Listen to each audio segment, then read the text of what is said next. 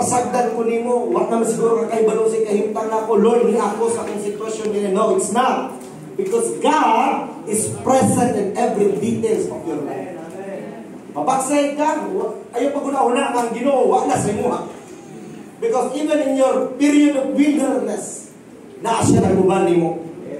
Amen? Manasabi pa, surely, goodness and mercy will follow you all the days of your life. Amen. O na ka ng mercy and goodness sa Ginoo, di na mo pasabot, nagmula ka sa sabungan, mula yung nasa imo, no, it's not. Because that is already the promise of the Lord. Kaya nga ka namatay samtang nagsabong ka. Kaya nga ka namatay samtang nagbuhat ng bisyo. Banto ka ka namatay samtang nagbuhat ng sala. Kaya naman, gikubanan ka sa Ginoo. Amen. Still, God is present at the time. O na nga, present siya pero pasulungkon. Hello? Amen. Everybody say amen? Amen. God is present all the time, but we cannot assure na bisag ang Diyos o ba nato, di ta ka siguro ba kung ang Diyos nalipay ba nato. Basta what is for sure, ang Diyos nagkuba nato. Amen. Amen?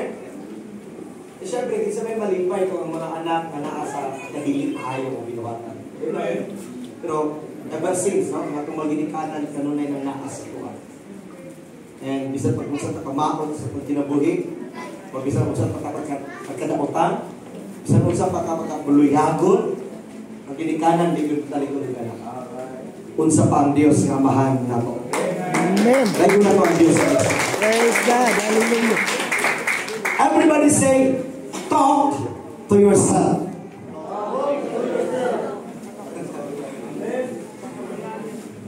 Istoryahi ang imong kaugalingon.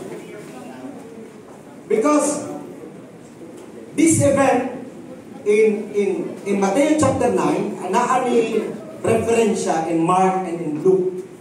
Dili lang ni mao ang detalye nga tulad mo ganina samtang akong gibasa. Dili lang ni mao ang detalye ni. Ang ubang detalye ni dito sa Marcos ug ang uban ngadto sa Lucas. Now, here comes. Kini bitawng biyahe sa Ginoo going back to Jerusalem. His travel going back to Jerusalem. Tanan niyang maagian adunay milagro mahitabo. Amen. Everybody say amen? Amen. Ang Ginoo wala naglakaw nga magpasagad sa tanan niyang maagian. Nga samtang nagbiyahe ang Dios back to Jerusalem, tanan nga maagian niya nga nagkinahanglan iyang hapitan sumala sa iyang kabubuton. Amen. Everybody say amen? Amen. And every time nga adunay kanabang dahunong kagubot o kaguliang sa kadaghan sa mga tao nga mag-atang sa Ginoo, nga once nga maabot siya, ang mga tao maghugot, magpunsiso. Parang artista ang Diyos noong unang panahon. Very popular si Jesus Christ in His time. Why? Because He is the worker of miracles in life. Amen. God is a miracle worker. Every time madungog na si Jesus Christ, they think and they believe na ano naging trabaho ng Ginoo. But every time ma-arrive on Diyos, asa na siya maabot, ang tanang tao nagpaabot sa iya. Everybody say amen? Amen. Pero sa atong panahon, baliktad na. Nga naman, ang Diyos na yung nagpaabot nato din niya. Amen. Kung sa una, ang tao magtapo, niya maghulat pero sa maabot ng Diyos. Pero ang Diyos, nagpuna na nato din niya, siya na lang nagpaabot nato. Amen. Everybody say amen? Amen. And here it comes. At the time na si Jesus Christ nag-travel, kutob siya magian, nasa Bertemyo nga buta na ayo. Oh. Amen? Ang ugama ni Pedro, na ayo. Sa kadagang milagro nga gibuhat sa Ginoo, kini nga part in chapter 9, duha ka buok ang nahitabo in the one situation, isa ka senaryo. Duha ka milagro, isa lang ka senaryo. O isa lang ka lakad ng paminaw ng imong mga anak. Gusto yung paminaw ng imong bana. Gusto rin paminawon ang mga tambag sa palibot. Ay, natadid to. Matabangan ka ato. Pagsagot ka kay balong sa'y sakit niya. Hala, pakinom na naging inani si Sret eh. Nagtuumi, akong nasilingan, nag-inom ani, naayo na ba? Isa kong sana lang. Ikaw ng pag-inom, hindi mo matambag. Nang nangamatay ang kalit, so ay ilan. Everybody say amen? Yung pinakasakit na tumayson, panahon na doon na tayo balatian. Daghan kayo mo, karapang tambag na to. Sabi ni mo, maayo kayo ako ang pangmakaila. Lagi? Tuhuan na ka lang, luwaan na ka, maayo na ka. Tutuan lang ka ba? Patuturo ko dito, sister, di ba, maayo ka. Ikaw po na walang kasabot sa inyong findings, possible bitaw, no? Amen? Possible bitaw. Kaya lagi, naminaw ka. Everybody say amen? Amen. Tapi hindi na nato masakta na ito ang pagbati. Labi na sakit balatin na sikutan. Murag tuuhan na lang na ito tanan. Maayo lang ta. Hindi ka naging usara ka mati. Kamalo ba ka kining babae? Nani-adiniang talidugo for 12 years. Nahurot na ang iyang kwarta sa sige patambal. Murag po kita sa una. Tambalan dito. Tambalan niya rin. Ato sa bayugan dito ato sa saman tinaka dito. Isang asa lang mga bang. Amen? Amen. Ano gusto lagi maayo? Amen. Pero kining bayahan na nahurot na lang ang tanang katigayunan niya ginastos. Everybody say amen? Amen. Sometimes we are like this. Kung dili na ganilas option, di kita mga manawag sa Ginoo. Amen. Hello? Amen. Inani ginatong kinabuhi ba? Kung dili ka end, di na manawag sa Ginoo. Asa ni himalat nyo na itong kahintang, di pa manawag sa Ginoo. Usap ng kaya-kaya bahala, buhat nyo kutong sa iyong mahimo. And the same, this lady, with 12 years, katalidugo siya. Bisan asa siya naabot para lang matambalan siya. Ang tanan niya katigayunan nangahulot na lang. Pero sultihan na ka, ni isa sa iyang mga gipangatuan niya tambalan. Huwag nakaayon niya. Amen. Everybody say amen. Kasi niya na siyang paminaw. Amen. But here comes nadungog niya na si Jesus Christ maabot. Amen? Out of his situation. Out of her situation. Kaya ba naman mga dili lalim ni adunay sakit niya talidugo kay walay tao ng mudumon ni mo. In their times, tinunglo ang mga tao na nagkatalidugo.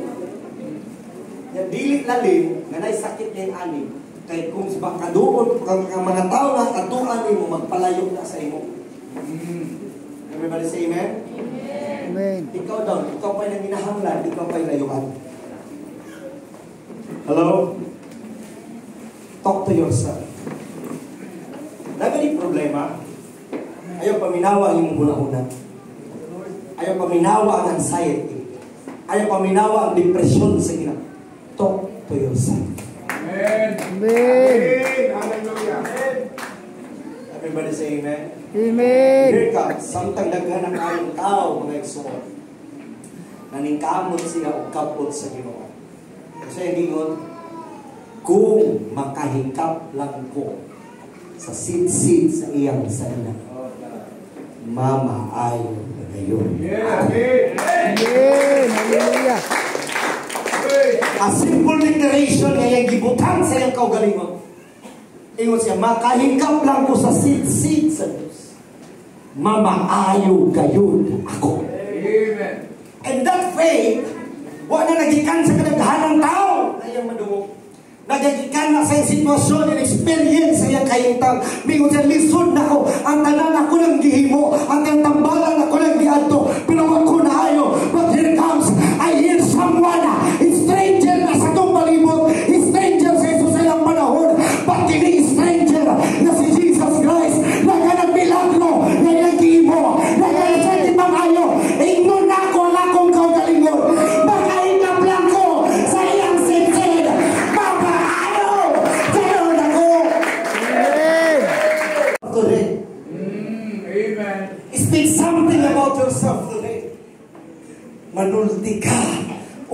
siyang alam sa imong kaugalingon.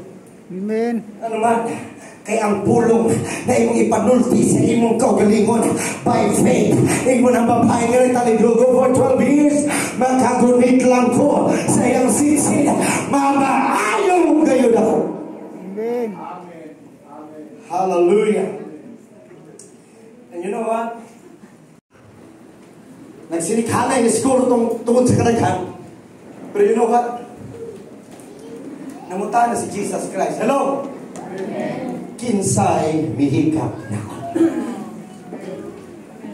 Sabi pa naman tinuran, Lord, nag-uod na tapit nila itong dundunta din yung mga tahan na kinsay naghikap ni mo. Kaguba na ito. Kamu dagot ng grupo dali. Come on, tindog, kamu, tindog. Dali, so, dali. Tindog.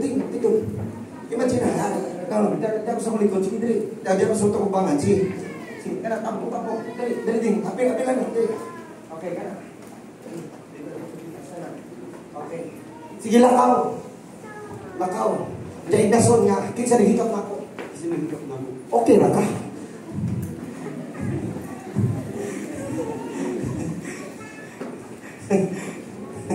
Praise the Lord. Balik sa balik. Dali mo sa malikod. Nagduntot ang tao ba? Here comes. Sige, nakaw. Kinsan hikap na ako. Amen. Okay, balik na kayo. Everybody say amen. Amen. Ito na palampakan ng Diyos. Ayaw mo kawala. Anak na namatay. Basta to? Mamaayo siya. Karon, ingon sa babae, makahikap lang ko sa sitsi. Mamaayo. Paminaw. Dini dugay ang mensahe. There was a two touch na atong makit-an diha. Duha ka klase nga hikap. Ang hinikapan sa Dios nga mutapion o ang hikap sa babae nga nakapahunong sa Dios. Amen. Ano ba sa amen? Amen. And you know what? Unsay nakapahunong sa Ginoo? Dili kay adunay mihikap lang niya. Hello? Ano na po atin siya?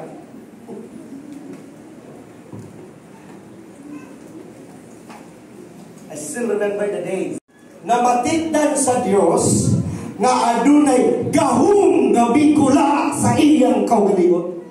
Amen.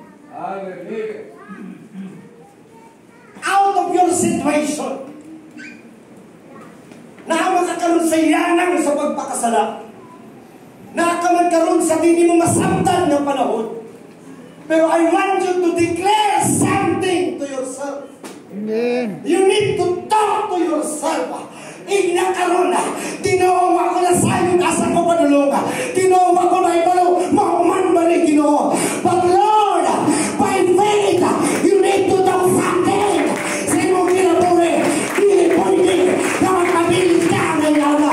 Declare something to yourself.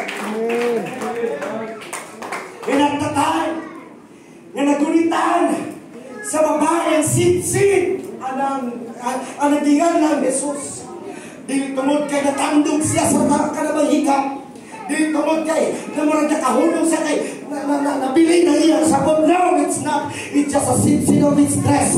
Sit-sit lang, tumoy lang sa iyang salina. Pero nga nung mihunong siya, dili na tukod kay natandog ang iyang salina. But there is a power ay nagahuma na bigla sa lawas sa Diyos na nakapaayo sa babae. Amen. You know what? Kang Jesus Christ, wala pa nakapatandog sa kadagang tao nga naguban-uban niya. Wato kapahunong kang Jesus Christ nga nagalakaw, nagabatas siya. Unsay nakapahunong sa Dios, dili ang kadaghanan nga mingon kaila ko ng buhat na. Dili ang kadaghanan niyo kinsa kay anak siya. Pero katong adunay pagsali sa Ginoo na maging darasa ang kinabuhi. Dili ang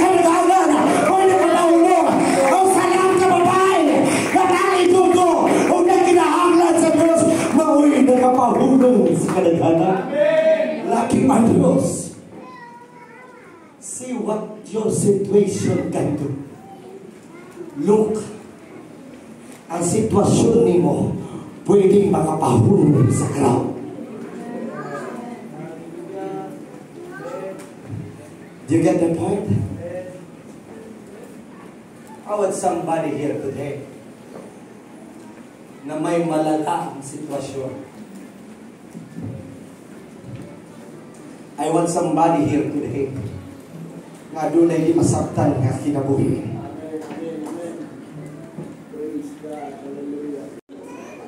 Imagine, don't miss it. Adunay duha ka hikap nga itong isgutan karon. Ang hikap na makagawa o gahong sa Ginoo o ang katugyong magpagulat sa gahong sa Diyos. Adunay hikap na makapagula o ang tag-iya yung mismo sa gahong. Na ulo ni Jairo hikap, pingon lang ang imong kamot, mamaayon siya. Hello? Amen. Itapingon lang ang imong kamot, mamaayon siya. At that time, nanabot si Jesus Christ sa kwarto. Stop listening to yourself.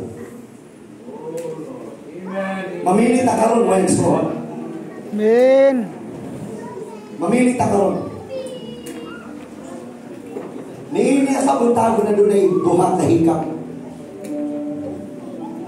Ang tandog mismo sa kamot sa Ginoo. O ang imong pagpaningkamot na makatandog sa Diyos. Today, sebulan. Adunay duha ka tandog karon. Duha ka hikap. Mamili ka. Eh, kitang tanan din kinahanglan sa Ginoo.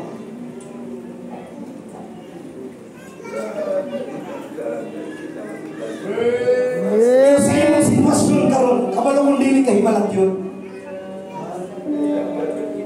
Dili ka pareha sa babae, hindi namatay na. Napakay kusog. Napay nabilin. Nakinabuhi. Dili ka pareha sa babae, hindi napaabot na lang sa Ginoo aron na buhi. Dili ka pareha sa babae. Gawin na imo.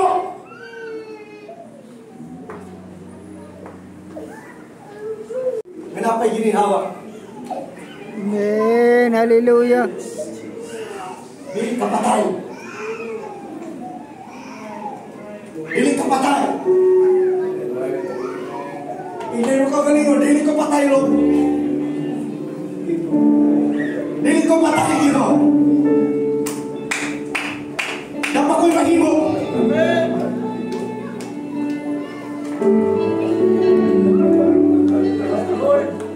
Napay magtuo.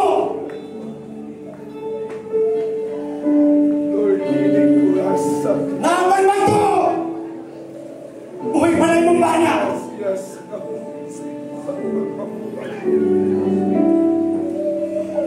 Napoy mahimo. Amen. Dili patay.